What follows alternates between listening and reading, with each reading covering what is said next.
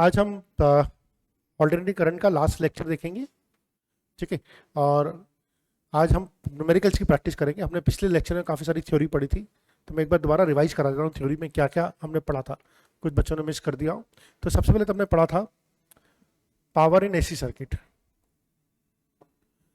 ठीक है। सो हमने पढ़ा था पावर इन एसी सर्किट। तो पावर इन एसी सर्किट होता है V R M S I R M S cos phi, ठीक है। अब कॉस फाई को बोलते हैं हम पावर फैक्टर, कॉस फाई को हम पावर फैक्टर भी बोलते हैं। और ये बहुत इंपॉर्टेंट रहेगा न्यूमेरिकल सोल्व करने में। और इसकी जो वैल्यू होती है कॉस फाई इक्वल टू होता है आर बाई जेड। और जेड कैसे कैलकुलेट करते हैं? जेड कैलकुलेट करना भी हमें आता है V R M S upon I R M S या V not upon I not. इसको करके हम जेड निकाल सकते हैं। जेड को अपन इम्पिडेंस बोलते हैं। तो ये हो गया पावर का, ठीक है। और एक और हमने चीज पढ़ी थी वॉटलेस करंट। हमने वॉटलेस करंट भी पढ़ी थी लास्ट टाइम पे। वॉटलेस करंट क्या होती है? ऐसी करंट जिसकी सर्किट में कोई वैल्यू नहीं होती, मतलब जो कोई काम नहीं करती, फालतू करंट होती है। इस करंट का, वॉटलेस करंट की वैल्यू होती है I R M S sine phi, ठीक है। आई आर एम एस तो क्वेश्चन में निकाल सकते हैं। साइन फाई अगर आपको कॉस फाई मालूम पड़ जाएगा तो आपको साइन फाई भी मालूम पड़ जाएगा, ये भी अपन निकाल सकते हैं, ठीक है। ये अपन ने पढ़ लिया था। इसके अलावा अपन ने चोक कोयल भी पढ़ी थी, है ना। चोक कोयल का काम क्या होता है? एसी सर्किट में यूज होती है, ओनली एसी सर्किट में यूज होती है, डीसी सर्किट में नहीं होती, क्योंकि डीसी सर्किट में ये जीरो रिएक्टेंस ऑफर करती है। क्योंकि इसकी रिएक्टेंस क्या होती है? 2 पाई एफ एल। और डीसी के लिए फ्रीक्वेंसी जो हो जाएगी जीरो हो जाएगी, इसलिए अपन कभी इसको डीसी सर्किट में यूज नहीं करते, अपन सिर्फ इसको एसी सर्किट में यूज करते हैं। और आइडियल जो चोक कोयल होती है उसका आर जीरो होता है और एल बहुत ज्यादा होता है आइडियल चोक कोयल का। तो चोक कोयल का काम क्या होता है? एसी सर्किट के अंदर में करंट को रेगुलेट करने का काम होता है। कोई भी सर्किट है उसमें करंट को रेगुलेट, करंट को कंट्रोल करने का काम करती है चोक कोयल, ठीक है। तो ये बेसिक चीजें हैं जो आपको पता होनी चाहिए, ठीक है। इसके बाद हम सवाल करेंगे तो बहुत आसानी से हो जाएंगे। आइए, हेलो हेलो, ठीक। तो चोक कोयल जो होती है एसी में यूज होती है, डीसी में यूज नहीं होती है। ये दोबारा एक पॉइंट लिख दिया है हमने। चोक कोयल जो प्रिंसिपल पे काम करती है वॉटलेस करंट के प्रिंसिपल पे काम करती है, ठीक है। ये थ्योरेटिकल क्वेश्चंस के लिए आपके लिए अच्छे होंगे। एक आइडियल चोक कोयल का जो रेजिस्टेंस होता है वो जीरो होता है, ठीक है। आइडियल चोक कोयल का रेजिस्टेंस होता है वो जीरो होता है। ये सब पॉइंट दे रखे हैं तो आप ज्यादा नोट भी नहीं करें तभी काम चल जाएगा। आइए अब अपन क्वेश्चंस की प्रैक्टिस करते हैं। तो क्वेश्चन में सबसे अच्छा तरीका है कि क्या दे रखा है उसको आप लिखते हुए जाइए, और क्या पूछा है उसको भी लिख लीजिए आप। तो हमें दे रखा है वोल्टेज 10 वोल्ट का, तो वी आर एम एस दे रखा है हमें 10 वोल्ट। फ्रीक्वेंसी दे रखी 10 की पावर 3 हर्ट्ज, तो फ्रीक्वेंसी दे रखी 10 की पावर 3 हर्ट्ज। अप्लाइड कैपेसिटर की वैल्यू दे रखी है 1 बाई पाई 10 की पावर -6 फैरेड। माइक्रोफैरेड है ना, मैंने इसको क्या फैरेड में चेंज किया। रेजिस्टेंस की वैल्यू दे रखी है 500 ओम, रेजिस्टेंस की वैल्यू दे रखी है 500 एम। मुझसे क्या पूछा है? पावर फैक्टर पूछा है। तो पावर फैक्टर जो होता है ना वो कॉस फाई पूछता है मुझसे। एंड पावर भी पूछी है, पावर भी पूछी है, वेरी गुड, बहुत बढ़िया है। तो देखिए हमें मालूम है कॉस फाई इक्वल टू होता है आर बाई जेड। अब ये वोल्टेज है, फ्रीक्वेंसी है, कैपेसिटर इन सीरीज है, आरसी सर्किट है। ये कौन सा सर्किट है? आरसी सर्किट है। रेजिस्टेंस है, कैपेसिटेंस है, और ये एक ऑल्टरनेटिंग वोल्टेज है। ये आर है और ये सी है। तो इसकी जो इम्पिडेंस होगी, है ना, हमें कॉस फाई निकालना है। देखिए कॉस फाई निकालना है, अगर मुझे कॉस फाई निकालना है तो आर और जेड पता होना चाहिए। आर भैया तो मुझे पता है 500 है, जेड मुझे पता नहीं है, जेड तो मुझे पता नहीं है, तो जेड मुझे पता करना होगा। आप मेरे साथ कर नहीं पाएंगे, सिर्फ समझ लो, है ना, समझ लो वही बहुत है, ठीक है। क्योंकि वो स्पीड ज़्यादा होगी, वीडियो की स्पीड है ना, इसलिए ज़्यादा स्पीड होगी। आप समझ लीजिए, बाद में आप देखते रहना। कॉस फाई निकालना है, आर दे रखा है, आर 500 दे रखा है, जेड पता नहीं है। जेड कैसे निकालेंगे? आरसी सर्किट का जेड निकालने का फॉर्मूला क्या होता है? जेड इक्वल टू होता है under R square plus X square, ठीक है। अब जेड में भी आर पता है, एक्स नहीं पता, तो एक्स निकालते हैं पहले। तो एक्स इक्वल टू क्या होता है? 1/ओमेगा सी। तो हम 1/ओमेगा सी नहीं, 1/2 पाई। एफ की वैल्यू कितनी है? 10 की पावर 3, ठीक है। सी की वैल्यू कितनी है? 1/पाई इंटू 10 की पावर -6। तो यहां से पाई कट गया, ये ऊपर चला गया, तो एक्स सी जो मेरे पास आ गया जाएगा 500 ओम आ जाएगा। मैं थोड़ी सी कैलकुलेशन जल्दी कर रहा हूँ, ठीक है ना, उससे आपको एकदम से ये 10 की पावर 3 10 की पावर -6 ऊपर 10 की पावर 3 1000 हो गया, 1000 बटा 2 500 ओम हो गया। तो यहां से मेरे पास एक्सी आ गया। अगर मेरे पास एक्सी 500 ओम आ गया, आर मेरे पास 500 ओम है, तो मैं यहां पर इसमें लगा दूंगा तो जेड आ जाएगा मेरे पास 500√2। 500 का स्क्वायर 500 का स्क्वायर 500√2 जेड आ जाएगा। अब मेरे पास जेड आ गया, आर आ गया, तो कॉस फाई तो निकाल ही सकता हूँ। कॉस फाई क्या होता है? R by Z. R 500, Z 500√2, तो कॉस फाई मेरा पास आ गया 1/√2। ठीक है, कॉस फाई आ गया मेरे पास 1/√2। तो पावर फैक्टर जो हो जाएगा 1/√2 हो जाएगा। हमसे क्या पूछा है? पावर फैक्टर पूछा था और पावर डिसिपेटेड पूछी थी। पावर डिसिपेटेड निकाल सकते हैं, वो होती है V R M S I R M S cos phi. क्या वी आर एम एस दे रखा है? बिल्कुल दे रखा है। I V R M S दे रखा है ना, 10 वोल्ट, बिल्कुल दे रखा है। तो कोई बात नहीं, आई आर एम एस नहीं दे रखा तो मैं इसको ये भी लिख सकता हूँ वी आर एम एस का square upon Z into cos phi. ये भी एक फॉर्मूला होता है। ठीक है, तो V R M S 10 volt, Z दे रखा है कितना? जेड कितना है मेरा? जेड आ गया था मेरा 500√2, वो यहां पर आ जाएगा, कॉस फाई आ जाएगा, और इस तरह से मैं इस सवाल को कर लूंगा। ठीक है, अगला सवाल थोड़ी सी स्पीड से चलेंगे, इसलिए मैं आपको मना कर रहा हूं कि अभी आप एक बार समझ लीजिए, फिर बाद में आप जब आप अगर आप ऑनलाइन देख रहे हैं तब तो आप वीडियो पोस्ट कर करके कर सकते हैं, लेकिन जो बच्चे लाइव बैठे हैं उनको वो इतनी स्पीड से नहीं चल पाएंगे। ठीक है, तो टेक्निकली अगर आप मेरे से वीडियो देख रहे हैं तो आपको हर क्वेश्चन जो मैं दे रहा हूं उसका वीडियो पॉज कीजिए, उस क्वेश्चन को खुद ट्राई कीजिए और फिर आप सॉल्यूशन को यहाँ पर देखिए, क्या अप्रोच है ये भी समझिए, है ना। तो हमें वोल्टेज दे रखा है, करंट दे रखी है for an AC circuit, find out. देखिए हमें क्या क्या दिख रहा है, देखिए वोल्टेज दिख रहा है ना, वोल्टेज दिख रहा है, बहुत बढ़िया। वी आर एम एस दिख गया मुझे 100/√2, दिख गया वी आर एम एस। क्या मुझे आई आर एम एस भी दिख रहा है? बिल्कुल आई आर एम एस भी दिख रहा है मुझे, आई एम आर एस भी दिख रहा है। अच्छा मिली एम्पियर है, देखिए आई आर एम एस किसमें? मिली एम्पियर में, ये तो वोल्ट में है, ये है मिली एम्पियर में। तो आई आर एम एस दिख गया मुझे 100 इंटू 10 की पावर -3 अपॉन √2। ये -3 समझ में आया क्यों? क्योंकि मिली एम्पियर है। ठीक है, so V R M S दे रखा है, आई आर एम एस दे रखा है। और क्या चीज दे रखी है इस इक्वेशन को देखने से? इसकी इक्वेशन देखने मुझे ये भी दिख रहा है कि मुझे फेज डिफरेंस भी दे रखा है। मुझे क्या दे रखा है? फेज डिफरेंस, यानी कि मुझे फाई दे रखा है। फाई कितना दे रखा है? π/3। अगर फाई दे रखा है तो कॉस फाई भी मिल जाएगा मुझे। कॉस फाई क्या होता है? Power factor. अगर फाई π/3 तो कॉस फाई कितना हो जाएगा? 1/2। ये इतनी चीजें मुझे यहां से निकल गई। आप देखिए, अब सवाल करिए, आसानी से हो जाएगा। Phase difference between V and I दे रखा है 60 डिग्री का। π/3 का मतलब क्या होता है? 60 डिग्री। अरे भाई 2 पाई रेडियन का मतलब होता है 360 डिग्री, तो पाई रेडियन का मतलब होता है 180 डिग्री। अगर आपको ये रेडियन डिग्री में भी कंफ्यूजन है तो फिर आप मेरा बेसिक मैथमेटिक्स वाला लेक्चर देखिए, ट्रिग्नोमेट्री वाला, जहां पर मैंने रेडियन को डिग्री में चेंज करना, डिग्री को रेडियन में चेंज करना सिखाया था। चलिए कोई बात नहीं। तो phase difference between V and I तो आ गया 60 डिग्री, इसमें तो कोई दिक्कत नहीं है। ठीक है, एक बार मैं देख लूँ, पिछली क्लास में माइक ही ऑफ रह गया था। टोटल इंपेडेंस निकालनी है मुझे, टोटल इंपेडेंस निकालनी, रिएक्टेंस निकालनी, रजिस्टर निकालनी। ठीक है, तो देखिए अब मैं बी वाले पार्ट पे जा रहा हूँ, ये तो मेरा ए वाला पार्ट हो गया। टोटल इंपेडेंस होती है जेड इक्वल टू होता है V R M S upon I R M S, होता नहीं होता? टोटल इंपेडेंस ये होती है। तो आप वी आर एम एस को आई आर एम एस से डिवाइड करोगे तो ये आ जाएगी 1000 ओम। मुझे सॉल्व करने की जरूरत नहीं है। ठीक है, 1000/√2 से 1000/√2 कट जाएगा। आई आर एम एस का 10 की पावर -3 नीचे था, ऊपर जाएगा तो 1000 ओम हो गया। तो ये तो आ गया 1000 ओम। ठीक है, अब ये 1000 ओम आ गया। अब मुझे निकालना है, हाँ इंपेडेंस आ गया मेरे पास।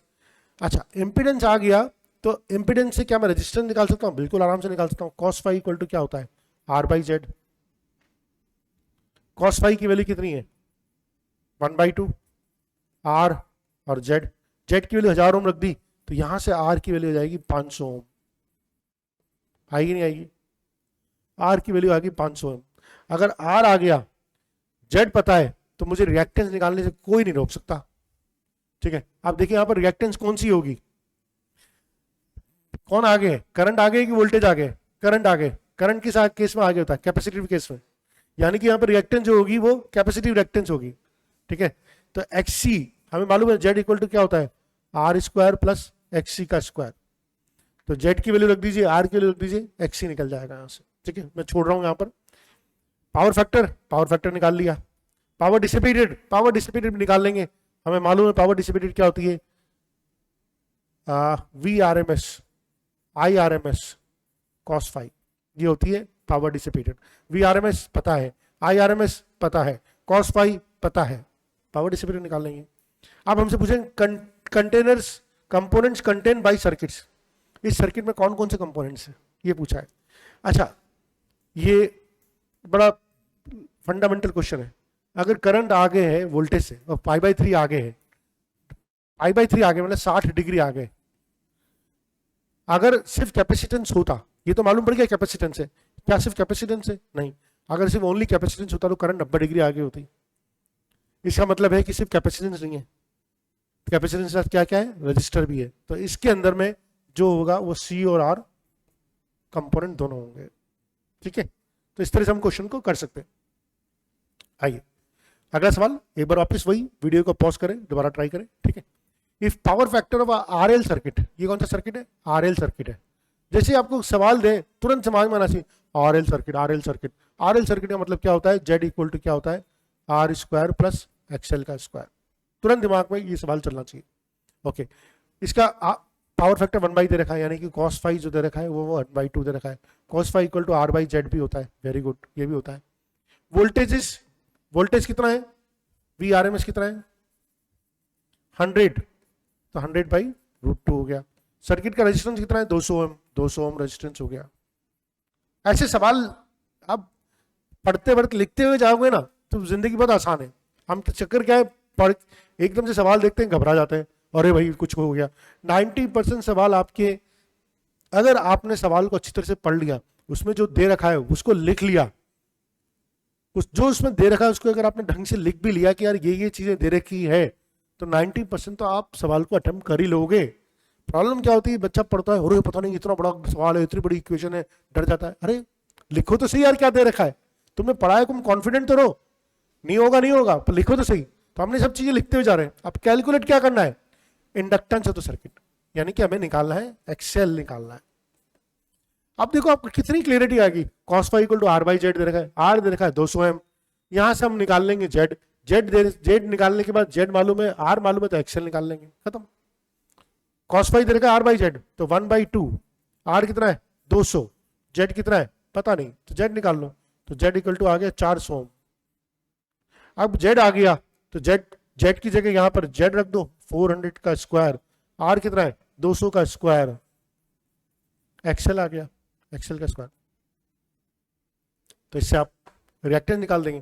कैलकुलेशन करने के लिए और भी तरीका आसान है, देखिए एक और चीज समझिए, आर आया 200 एम, तो जेड कितना आया 2R, 400 मतलब 2R, तो ये आर है तो जेड कितना है 2R। अगर हम इसको अधिक से नहीं करें तो मैं जेड हमारा फॉर्मूला क्या होता है, Z square equal to R square plus XL का स्क्वायर। कैलकुलेशन देख के डर लगता है, तो जेड की वैल्यू कितनी होगी 2R का मतलब 4R स्क्वायर, ये कितना हो गया R स्क्वायर, तो एक्सएल का स्क्वायर, तो एक्सएल का स्क्वायर इक्वल टू आ गया 3R स्क्वायर, यानी कि एक्सएल इक्वल टू आ गया R√3, और R की वैल्यू कितनी थी 200√3। तो यहाँ R की वैल्यू डालो ही मत आप, जब इसमें कंफ्यूज होगी, तो R की वैल्यू यहाँ डालिए, तो एक्सएल इक्वल टू हो गया R√3। तो this is how we can do it. एक बार आप इस वीडियो को पॉज कीजिए, सबसे इंपॉर्टेंट चीज है क्या दे रखा है उसको लिखना शुरू कीजिए, ठीक है। अगर आप इसको लिख लेंगे आधा काम हो जाएगा, ठीक है। आइए क्या क्या रहता है, इंडक्टेंस है, रेजिस्टेंस है, वेरी गुड। 200 वोल्ट है, 200 वोल्ट सप्लाई एसी, यानी कि VRMS हो गया 200 वोल्ट, ठीक है। करंट है 10 एम्पियर, IRMS हो गया 10 एम्पियर की करंट है, very good. If the power use in the circuit is 1500 watt, power दे रखी है, पावर डिसिपेटेड दे रखी है 1500 watt, very good. Calculate the wattless current, wattless current पूछिए, वॉटलेस करंट क्या होती है, IRMS sin फाई पूछिए। अब देखो आपको IRMS तो दे ही रखा है, यहां पर हमारा टारगेट क्या है, sin फाई निकालना। अब इन सब तीनों चीजों से मिलकर हमें sin फाई को निकालना है। हमें मालूम है फॉर्मूला होता है, पावर का फॉर्मूला होता है VRMS IRMS cos फाई, ये पावर का फॉर्मूला होता है। पावर दे रखी 1500 वाट, 1500 वाट, VRMS दे रखा है 200, IRMS दे रखा है 10, cos फाई निकाल लेंगे इससे। इसको सॉल्व करेंगे तो cos फाई इक्वल टू आ जाएगा 3/4, 3/4, चलो 1500 बटा 2000 सॉल्व करेंगे, cos फाई 3/4। cos फाई मिल गया, क्या sin फाई निकाल सकते हैं? बहुत आसानी से निकाल सकते हैं। sin फाई हो जाएगा 1 माइनस 9/16, ठीक है, तो ये हो जाएगा 1/4√7। तो sin फाई मिल गया, sin फाई डाल दो, IRMS मिल गया, IRMS डाल दो, तो हमारे पास वॉटलेस करंट आ जाएगी। तो क्वेश्चन जरा कॉम्प्लिकेट नहीं है थे। क्वेश्चन में जो चीजें दे रखी है, आप जब भी फिजिक्स पढ़ रहे हैं, केमिस्ट्री पढ़ रहे हैं, तो आप डिकोड करना शुरू कीजिए कि यार ये लाइन पढ़िए, इस लाइन में क्या दे रखा है, उसको लिखना शुरू कीजिए, तो प्रॉब्लम सिंप्लीफाई हो जाएगी, वरना प्रॉब्लम बड़ी कॉम्प्लिकेट होती है। ठीक है, आइए, ए choke coil and a resistance are connected in series in an AC circuit and a potential of 130 volt is applied। कितना पोटेंशियल अप्लाई किया? देखिए पहले तो क्वेश्चन क्या है, चोक कोयल और रेजिस्टेंस, यानी कि आरएल सर्किट की बात कर रहा है। तुरंत दिमाग में आ रहा है चोक कोयल मतलब इंडक्टेंस, रेजिस्टेंस यानी कि रेजिस्टेंस, यानी कि सर्किट कौन सा है? आरएल सर्किट है। अब कितना वोल्टेज अप्लाई किया? V 130, तो V 130 वोल्ट अप्लाई किया circuit. If the potential across the resistance is 50 volt, तो देखिए क्वेश्चन क्या है, ये रेजिस्टेंस, ये कॉइल, यहां पर जो वोल्टेज अप्लाई किया वो अप्लाई किया 130 वोल्ट है, ये रेजिस्टेंस हो गया, ये कॉइल हो गया। अब हमसे बोला हुआ है potential across the resistance 50 volt, यहां से यहां तक का जो वोल्ट पोटेंशियल है वो 50 वोल्ट है। What will be the potential difference across the choke coil? तो मान लीजिए पोटेंशियल डिफरेंस है VL। अब हमने पढ़ा था, याद करिए हमने क्या पढ़ा था, V स्क्वायर इक्वल टू होता है VR का स्क्वायर प्लस VL का स्क्वायर, ये हमने पढ़ा था आरएल सर्किट में। इसलिए तो क्या आपका थ्योरी पार्ट बहुत स्ट्रांग होना चाहिए। आरएल सर्किट में क्या होता है, V square equal to VR का स्क्वायर प्लस VL का स्क्वायर, तो ये दे दिया आपको 130 का स्क्वायर, VR मतलब 50 का स्क्वायर, अब आपको निकालना है VL का स्क्वायर, यहां से आराम से सॉल्व हो जाएगा। तो what will the potential difference across the choke coil, आप यहाँ आराम से VL को निकाल सकते हैं। ठीक है, थोड़ा सा हम फास्ट रन करेंगे बिकॉज हमारे पास काम बहुत है करने के लिए। ठीक है, चलिए, एक इलेक्ट्रिक लैंप है which run at 80 volt DC consumes 10 ampere current, 80 volt DC पे 10 एम्पियर का करंट ड्रॉ करता है। The lamp is connected to 100 volt 50 hertz AC source, compute the inductance of the choke required. ठीक है, compute the inductance of choke required. तो electric lamp है which run at 80 volt DC consume 10 ampere current, यानी कि ये lamp है, इसका resistance क्या हो जाएगा? सबसे पहले तो इसका रेजिस्टेंस निकाल लें भैया, 80 वोल्ट डीसी पे है, 10 एम्पियर की करंट ड्रॉ करता है, इसका मतलब है इसका रेजिस्टेंस हो गया 8 ओम। ठीक है, अब हमें बोला है the lamp is connected to 100 volt 50 hertz AC source, compute the inductance of the choke required. अब उस लैंप को मैंने, ठीक है, उस लैंप को मैंने 100 वोल्ट 50 हर्ट्ज पे कनेक्ट कर दिया है लैंप को। इस लैंप का रेजिस्टेंस कितना है? 8 ओम रेजिस्टेंस है ना, इस लैंप का रेजिस्टेंस है 8 ओम। ऑब्वियसली इसकी कुछ ना कुछ रिएक्टेंस होगी एक्सेल, इसकी कुछ ना कुछ रिएक्टेंस होगी। अब हम समझते हैं अगर मुझे यहां से 10 एम्पियर की करंट ड्रॉ करवानी है, मुझे तो करंट तो इसको देनी पड़ेगी 10 एम्पियर की करंट। अगर मुझे 10 एम्पियर की करंट चाहिए तो जो ओवरऑल जेड हो जाएगा ना, ओवरऑल जेड जो हो जाएगा, जेड ओवरऑल जेड कितना होता है? VRMS upon IRMS। तो VRMS तो क्या हो गया? 100 वोल्ट हो गया।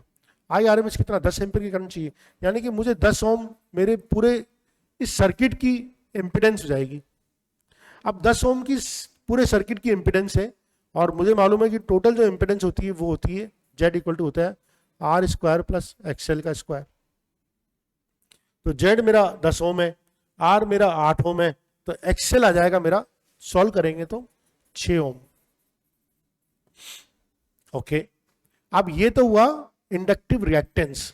ठीक है, लेकिन मुझसे यहाँ पर हेनरी की टर्म्स पूछा, L की टर्म्स में, इंडक्टेंस मतलब L पूछा है मुझसे, L पूछा है, तो XL इक्वल टू होता है ओमेगा L, ये 6 ओम हो गया, 2 पाई F कितना है, फ्रीक्वेंसी कितनी है 50 हर्ट्ज, L पूछा है, तो L इक्वल टू हो जाएगा 6 अपॉन 100 पाई। इसको अपन सॉल्व कर लेंगे तो L की वैल्यू आ जाएगी। तो अपन ने क्या करा, सबसे पहले अपना R निकाला। ठीक है, हमें इससे मालूम पड़ गया कि इस लैंप का रेजिस्टेंस कितना है, R है। अब मैंने इसको ऐसे सर्किट में लगाया, ठीक है, इसको ऐसे सर्किट में लगा दिया, lamp inductance of the chalk. अब मुझे इसकी करंट को रेगुलेट करना है तो मैंने चोक लगा दी। देखिए करंट मुझे यहाँ पर 10 एम्पियर की करंट ही चाहिए, क्योंकि बल्ब तो तभी जलेगा ना जब उसको 10 एम्पियर करंट मिलेगी। तो इससे मैंने पूरे सर्किट की इंपेडेंस निकाल ली। इंपेडेंस का फॉर्मूला होता है R square equal to plus XL square. इससे मेरी एक्सएल निकल गई और एक्सएल से मेरी जो कोईल लगाई है उसकी इंडक्टेंस निकल गई। तो ये थोड़ा सा अच्छे लेवल का सवाल है, ठीक है। तो आपको चौक के फंडे बिल्कुल क्लियर होने चाहिए। हमने चौक के बारे में बताया था कि चौक को हम ऐसी फिल्टर में यूज करते हैं, ऐसी सर्किट में यूज करते हैं टू रेगुलेट द करंट। और अगर आपको इस लेक्चर में दिक्कत आ रही है तो आप पहले वाला जो हमारा थ्योरी वाला लेक्चर है उसको जाके देखिए। कैलकुलेट द रेजिस्टेंस और inductance required to operate a lamp from a source of this volt. Again उसी तरह का क्वेश्चन है। 60 वोल्ट 10 वाट का लैंप है, ओके 60 वोल्ट 10 वोल्ट का लैंप है, तो हम इससे ये निकाल सकते हैं कि भाई करंट कितनी लेगा। ये हमें समझ में आना चाहिए पहले तो करंट कितनी लेगा। वोल्टेज तो 60 वोल्ट लेता है, लेकिन पावर इसकी 10 वाट है, तो P इक्वल टू होता है वी आई, पावर का फॉर्मूला, ठीक है। 10 वाट, वोल्टेज इज 60 वोल्ट, तो करंट जो लेगा ये लेगा 1/6 एम्पियर की करंट लेगा, ठीक है। अब मैंने इसकी क्या करा, एक सोर्स से कनेक्ट कर दिया जो कैलकुलेट द रेजिस्टेंस और inductance required to operate a lamp from a source of this. तो सबसे पहले हम रेजिस्टेंस की बात कर लेंगे। अगर मुझे इसके लिए अक्रॉस रेजिस्टेंस चाहिए होगा तो क्या होगा। तो ये लैंप मैंने लगाया, यहाँ पर मुझे रेजिस्टेंस कितना चाहिए होगा, और ये मेरा सोर्स है 100 वोल्ट 50 हर्ट्ज का, ठीक है। अब 60 वोल्ट तो यही खा गया, तो रेजिस्टेंस के लिए कितना बचा, 40 वोल्ट बचा। रेजिस्टेंस के लिए कितना बचा, 40 वोल्ट। ये 100 वोल्ट है, इस लैंप ने खुद ने 60 वोल्ट खा लिया, ठीक है। तो यहाँ पर मुझे अगर रेजिस्टेंस लगा के रेगुलेट करना है तो 40 वोल्ट रेजिस्टर के अक्रॉस होगा, तो वी आर इक्वल टू हो जाता है आई इंटू आर, ठीक है। वी आर तो हो गया 40 वोल्ट, आई हो गया 1/6, रेजिस्टेंस जो मुझे चाहिए होगा वो चाहिए होगा 240 ओम का। अच्छा सवाल है बहुत। पहले केस जब मैंने रेजिस्टेंस की बात करी, अब अगर मैं रेजिस्टेंस की बात नहीं करता, मैं इंडक्टेंस की बात करता हूँ। अगर मैंने अब इंडक्टेंस लगा दिया लैंप के अक्रॉस में, मैंने इंडक्टेंस लगा दिया, इंडक्टेंस लगा दिया, वापस 100 वोल्ट 50 हर्ट्ज। अब देखिए आप इस इंडक्टेंस के अक्रॉस जो वोल्टेज ड्रॉप होगा, लेट्स से वो VL है, इसके अक्रॉस जो वोल्टेज ड्रॉप होगा वो तो 60 वोल्ट ही होगा, ठीक है। ये तो 60 वोल्ट ही चाहिए। अब देखिए ये एक तरह से RL सर्किट हो गया। ये कौन सा सर्किट हो गया, RL सर्किट हो गया। और RL सर्किट में हमें मालूम है V स्क्वायर इक्वल टू होता है VR का स्क्वायर प्लस VL का स्क्वायर, ठीक है। अब V का स्क्वायर तो हो गया 100 का स्क्वायर, VR का स्क्वायर हो गया 60 का स्क्वायर, तो हमें VL का स्क्वायर निकालना। तो अब यहां से VL इक्वल टू आ जाएगा मेरे पास 80 वोल्ट। अगर VL इक्वल टू मेरे पास 80 वोल्ट आ गया तो VL इक्वल टू होता है IXL। ये 80 वोल्ट है, करंट कितनी 1/6, एक्सएल निकाल लूंगा, तो एक्सएल आ जाएगा मेरे पास 480 ओम। तो 480 ओम का मुझे, ठीक है, कैपेसिटिव रिएक्टेंस लगाना पड़ेगा। अगर एक्सएल आ गया, अगर मेरे पास एक्सएल आ गया तो एक्सएल मेरे पास आ गया 400, एक्सएल आ गया 480 ओम। अब थोड़ा सा सवाल अच्छा है, अब मुझे इंडक्टेंस चाहिए, इंडक्टेंस यानी कि एक्सएल इक्वल टू होता है ओमेगा एल, वो आ गया 480, तो ओमेगा 2 पाई, एफ कितना है 50, एल निकालना है 480। सॉल्व कर लीजिए इसको, एल निकल जाएगा। हमने क्या किया, एक बार रजिस्टर लगाया, एक बार इंडक्टर लगाया। जब रजिस्टर लगाया तो हमें कितना ओम का रेजिस्टेंस चाहिए, 240 ओम का रेजिस्टेंस चाहिए सर्किट में 10 एम्पीयर की करंट मेंटेन करने के लिए। और जब हमने इंडक्टेंस लगाया, तो इंडक्टेंस की जो भी वैल्यू आएगी, इसको सॉल्व करने पे जो वैल्यू आएगी वो आएगी 1.5 हेनरी। एल इक्वल टू आ जाएगा 1.5 हेनरी। इतना इंडक्टेंस चाहिए होगा और इतना रेजिस्टेंस चाहिए होगा। आप किसी भी तरीके से सर्किट में करंट को कंट्रोल कर सकते हैं। चौक कॉइल के सवाल थोड़े से मुश्किल होते हैं, ठीक है। एक चौक कॉइल है, resistance R, inductance L, series में कनेक्ट कर रही है कैपेसिटर के साथ में, complete combination connected to AC voltage, यानी कि बेसिकली क्या दे रखा है, ये LCR का सर्किट दे रखा है। एंगुलर फ्रीक्वेंसी दे रखी है, रेजोनेट, देखो रेजोनेंस वाली कंडीशन दे रखी है, omega equal to omega not. Find out the relation between omega not L and C, ये तो पढ़ ही रखा है पहले, omega naught equal to 1/√LC होता है, ये अपने पढ़ रखा है ऑलरेडी, ठीक है। एक बार माइक को चेक कर लूँ, हाँ माइक काम कर रहा है। तो ओमेगा नॉट इक्वल टू होता है 1/√LC. What is the phase difference between V and I at resonance? Resonance में कंडीशन में फेज डिफरेंस कितना होता है? 0. आपने पढ़ा ना कि रेजोनेंस की कंडीशन में एक्सएल बराबर एक्ससी हो जाता है, यानी कि फेज डिफरेंस तो 0 हो जाता है. Is it changing when the resistance of the chalk coil is 0? कोई फर्क नहीं पड़ता. रेजिस्टेंस से फर्क पड़ता नहीं, रेजिस्टेंस को बढ़ाओ घटाओ उससे कोई फर्क नहीं पड़ता. रेजोनेंस की कंडीशन में एक्सएल इक्वल टू एक्ससी होता है, तो कॉस फाई जो होता है 1 हो जाता है, यानी कि फाई जो होता है वो 0 हो जाता है. फेज डिफरेंस 0 हो जाता है, ये याद होना चाहिए. अगला सवाल, what is the power factor of a circuit that draws 5 ampere at 160 volt and whose power consumption is 600 watt? Very good. Power factor, तो पावर फैक्टर तो होता ही क्या है? V R M S I R M S cos phi. ठीक है. Consumption 600 वाट दे रखा है, 5 एम्पियर दे रखा है, 160 वोल्ट दे रखा है, तो हम इसमें तो कुछ करना ही नहीं, फिर तो 600 वाट लगा दो. वी आर एम एस कितना है? 160 volt. I R M S कितना है? 5 एम्पियर. कॉस फाई निकालना है सीधा, तो कॉस फाई इक्वल टू हो जाएगा 600/160 इंटू 5. सॉल्व कर लीजिए. ये तो सिंपल सा सवाल है, बहुत ही सिंपल सवाल है. ओके, ये जो क्वेश्चन है इसमें डायग्राम गायब हो गया है, तो हम डायग्राम को लिख लेते हैं. ठीक है. कैपेसिटर्स, रेजिस्टेंस, इंडक्टर, कैपेसिटर, और सोर्स क्या है? अच्छा, सोर्स भी नहीं दे रखा, हम वैल्यू लिख लेते हैं. 4 ओम और इंडक्टर की वैल्यू है 7 ओम, और कैपेसिटर की वैल्यू है अगेन 4 ओम. और सप्लाई दे रखी है, E इक्वल टू दे रखा है 25 sin 100 पाई t वोल्ट, ये दे रखा है. ठीक है. हमसे क्या पूछा है? In the series sir LCR circuit is shown in the figure, find the heat developed in 80 seconds. तो हीट डेवलप का फॉर्मूला तो हमें मालूम है यार, क्या होता है? H इक्वल टू तो होता है I² RT. ये तो बचपन में पढ़ा है हमने 10th में. H equal to I² RT होता है. लेकिन क्या I पता है? नहीं पता. क्या R पता है? बिल्कुल पता है. क्या T पता है? बिल्कुल पता है. R दे रखा है 4 ओम, T दे रखा है 80 सेकेंड. क्या हमें I पता है? नहीं पता. I हमें मालूम है कि I पता करने का तरीका क्या होता है? I इक्वल टू होता है VRMS upon Z. VRMS upon Z. क्या VRMS पता है? बिल्कुल पता है. तो हमें यहां से क्या क्या पता है? हमें VRMS पता है 25/√2, ये पता है ना. अच्छा, इस पूरे सर्किट की इंपेडेंस निकाल सकते हैं अपन? पता है, निकाल सकते हैं. हमें मालूम है कि R इक्वल टू 4 ओम है ना. XL इक्वल टू XL, देखिए जब ओम लगा रखा है तो इसका मतलब है कि सीधी रिएक्टेंस दे रखी है आपको, है ना. XL दे रखा है 7 ओम, बिल्कुल ठीक है. XC दे रखा है फिर 4 ओम, तो Z इक्वल टू जाएगा R² plus XL minus XC का होल स्क्वायर. ठीक है. और इसको सॉल्व करेंगे तो आपकी इंपेडेंस आ जाएगी 5 ओम. ठीक है. 4 का स्क्वायर 16, 7 माइनस 4 का स्क्वायर 9, और 9 प्लस 16 25 का स्क्वायर रूट 5. ठीक है. अब हमें निकालना है करंट, तो करंट निकाल लेंगे 25/√2 अपॉन 5. तो एक तरह से ये हो जाएगी, करंट हो जाएगी 5/√2.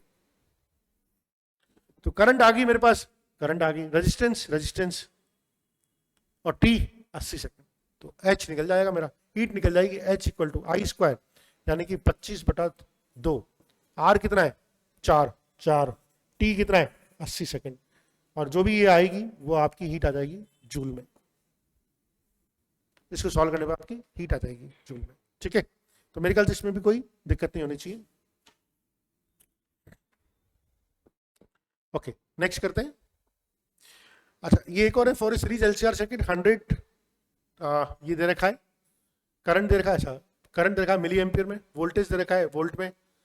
Calculate the resistance and reactance of circuit. ठीक है. देखिए इस तरह के सवाल में सबसे इंपॉर्टेंट जो चीज होती है ना, आप पहले अच्छा वॉटलेस करंट, सॉरी हाँ वॉटलेस करंट निकालना भूल गया मैं. तो हमें क्या क्या निकाल लिया हमने? जेड निकाल लिया ना. ओके. तो देखिए कॉस फाई इक्वल टू क्या होता है? R/Z. R कितना है? 4. तो Z कितना है? 5. तो कॉस फाई हो गया 4/5. अगर कॉस फाई पता है तो साइन फाई निकाल लूंगा, साइन फाई हो जाएगा 3/5। अब वॉटलेस करंट क्या होती है, I R M S sine phi. I R M S पता है, ये पता है मुझे, आई आर एम एस कितनी आई थी मेरी, 5/√2 आई थी, 5/√2। साइन फाई कितना है, 3/5, 5 से 5 कट गया, वॉटलेस करंट आ गई 3/√2 एम्पीयर। ठीक है, देखिए इस तरह के सवाल में करंट पीछे दे रखा है, वोल्टेज आगे दे रखा है, इसका मतलब सर्किट कौन सा होगा, ये डोमिनेंटली सर्किट कौन सा होगा, इंडक्टिव, है ना। ठीक, अब हमें देखो ये π/3 पीछे है, तो इसका मतलब फाई कितना हो गया, π/3 का हो गया ना फेज डिफरेंस, यानी कि cos फाई कितना हो गया 1/2। ये निकालना आना चाहिए। क्यों निकालना आना चाहिए, बिकॉज जब भी हम पावर की बात करेंगे, रेजिस्टेंस की बात करेंगे, रिएक्टेंस की बात करेंगे, हमारे पास cos फाई पता होना चाहिए। cos फाई से हम तुरंत निकाल लेंगे। अब cos फाई मालूम पड़ गया, क्या हमें आई नॉट पता है, आई नॉट पता है, यस 100 मिली एम्पियर। क्या हमें ई नॉट पता है, बिल्कुल पता है 100 वोल्ट पता है। इससे हम जेड निकाल सकते हैं, क्योंकि जेड इक्वल टू क्या होता है, E naught upon I naught, या E R M S upon I R M S, कुछ भी कर लो। तो E naught upon I naught करूंगा, E naught upon I naught करूंगा, तो जेड इक्वल टू आ जाएगा 1000 ओम्स, जेड इक्वल टू आ जाएगा 1000 ओम। और cos phi equal to R by Z करूंगा, cos phi equal to R by Z करूंगा, तो आर इक्वल टू हो जाएगा 500 ओम। ये भी क्लियर है। अब रेजिस्टेंस निकल गया, ये तो पुराने सवाल हैं, रिएक्टेंस भी निकल जाएगी, क्योंकि रिएक्टेंस क्या होती है, रिएक्टेंस क्या होती है, Z equal to Z square equal to R square plus XL का स्क्वायर। ठीक है, और सीरीज एलसीआर सर्किट है, सीरीज एलसीआर सर्किट है, तो अपन बोल सकते हैं R square plus XL minus XC का स्क्वायर। ठीक है, तो जेड मालूम है अपन को, जेड मालूम है, आर मालूम है, एक्सएल माइनस एक्सी अपन निकाल सकते हैं, वो हो जाएगी √3r, और √3r मतलब हो जाएगा 500√3।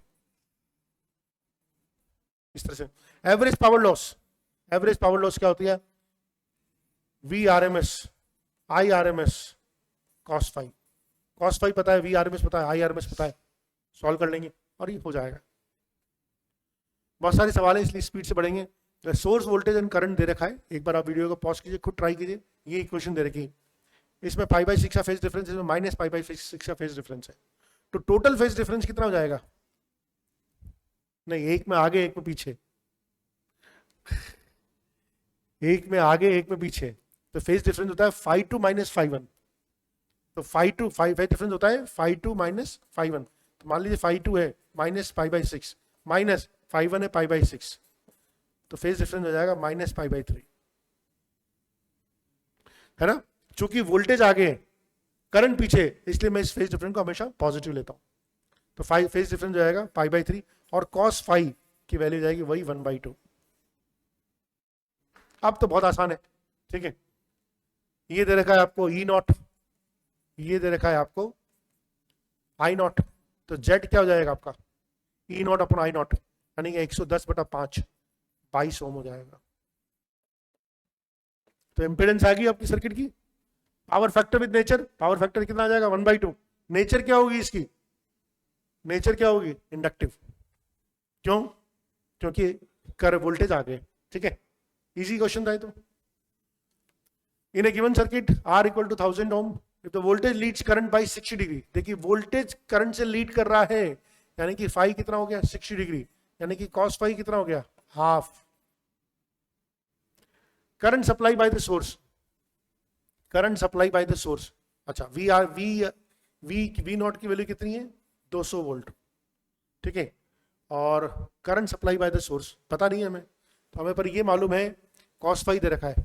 ठीक है, cos फाई दे रखा है, हमें मालूम है करंट इक्वल टू होता है, करंट इक्वल टू होता है I R M S equal to होता है V R M S upon Z. क्या वी आर एम एस पता है, बिल्कुल पता है। क्या जेड पता है, नहीं पता, तो जेड निकालेंगे पहले तो cos phi equal to R by Z 1/2। R दे रखा है, बिल्कुल दे रखा है, कितना दे रखा है 100 ohm, 100 by Z equal to half, तो जेड इक्वल टू हो गया 200 ohm, Z equal to 200 ohm आ गया। वी आर एम एस पता है 200/√2, जेड पता है 200, 200 से गोटो कट गया, तो I R M S equal to हो जाएगा 1/√2 ampere. I R M S हो गया 1/√2 एम। तो current supply by the source आ गया। क्या एवरेज पावर निकाल लेंगे?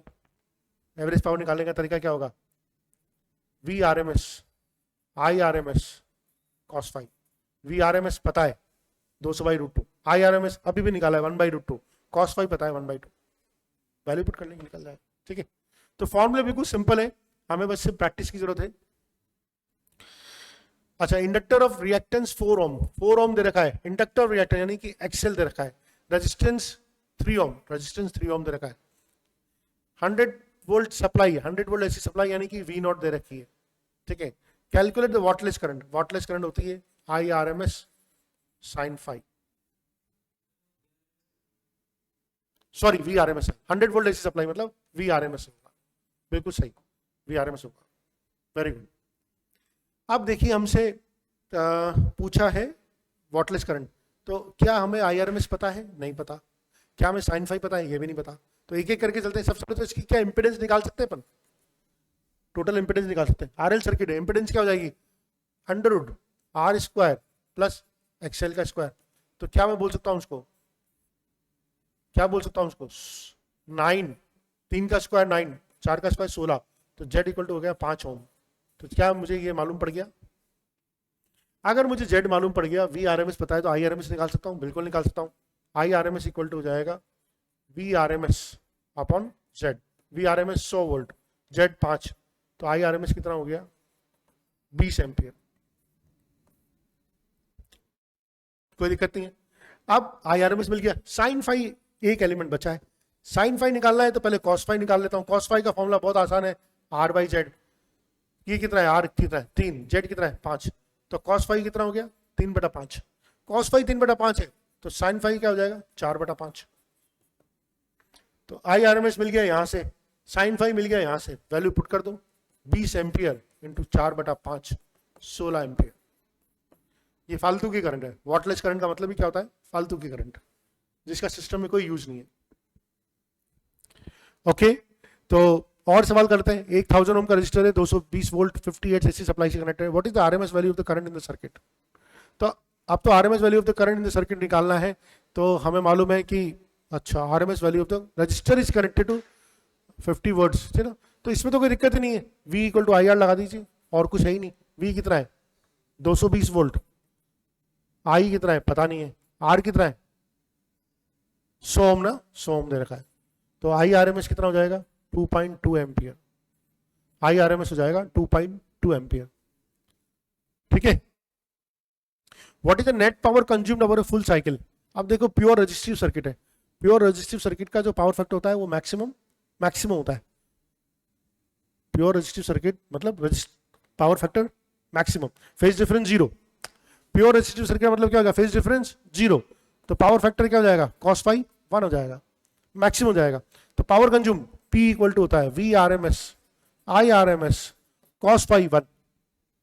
वी आर एम एस पता है? पता है 220 volt. I R M S पता है 2.2। मल्टीप्लाई कर दो, निकल जाएगा। ठीक, आंसर आ जाएगा वॉट में। A choke coil and resistance are connected in series in AC circuit. ठीक है, रेजिस्टेंस और चॉक कॉइल को कनेक्ट कर दिया एसी सर्किट में। कितना पोटेंशियल लगाया? 130 वोल्ट का पोटेंशियल लगाया, 130 वोल्ट का पोटेंशियल लगाया। Across the resistance is 50 volt, यहां पर 50 वोल्ट का ड्रॉप आया। हमसे पूछा है चॉक कॉइल का अक्रॉस कितना होगा? VL होगा भैया, और हमें मालूम है 100, हमें मालूम है V स्क्वायर इक्वल टू होता है VR का स्क्वायर प्लस VL का स्क्वायर। RL सर्किट की प्रॉपर्टी होती है। V स्क्वायर 130 का स्क्वायर, VR 50 का स्क्वायर, VL का स्क्वायर निकालना, तो VL का स्क्वायर हो जाएगा 130 का स्क्वायर माइनस 50 का स्क्वायर। ठीक है, ये भी हो जाएगा। Okay, so this brings us to the closure of AC, जिसमें हमने AC से रिलेटेड जितने भी प्रॉब्लम्स है बहुत अच्छी तरह से कर ली। अब आपके जो भी कमेंट्स है, फीडबैक है, जरूर बताइएगा। धन्यवाद।